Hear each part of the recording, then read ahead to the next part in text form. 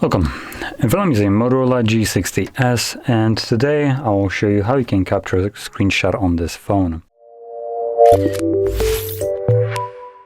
Now to get started, all you really need to do is open up the content that you wish to capture. So for that, I'm going to be using settings just as an example.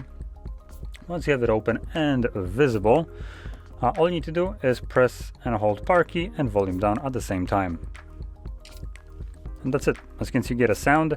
You have a couple little options right here that are visible, which will disappear in a second. Now I'm going to do that again just so I can go over the options. So we have edit, we have share, we have the photo lens up or whatever, and we have delete as the last option. And additionally, there was also one additional option visible there, which was the scrollable screenshot, which will allow you to capture a screenshot. So everything that you have visible on the screen, plus however far down you can go, or however far down you want to actually go. So I'm gonna do that right now. So you just need to press this, and as you can see, it scrolls, and you kind of want to stop it. It looks like we do need to overshoot it by quite a distance. And if you want to edit it, you can just tap on it and then shrink it on there. So I'm gonna show that right now. As you can see, let's say that I want to end at help and feedback and not the entire thing. I'm gonna tap on this, and from here you can tap right on this button. No, wait, that's not this one.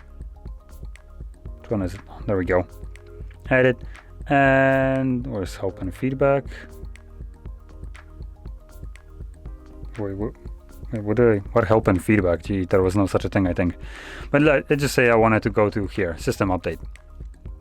And all I need to do now is just save it, allow, and this will crop it. Now all the screenshots that I have just captured can be found in the Photos application. As you can see, there they are.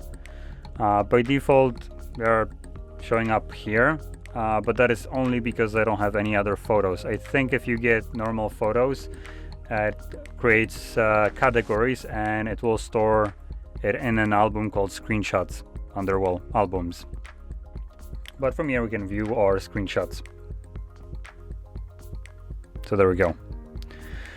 So anyway, this is how you capture your screenshots, and if you found this very helpful, don't forget to hit like, subscribe, and thanks for watching.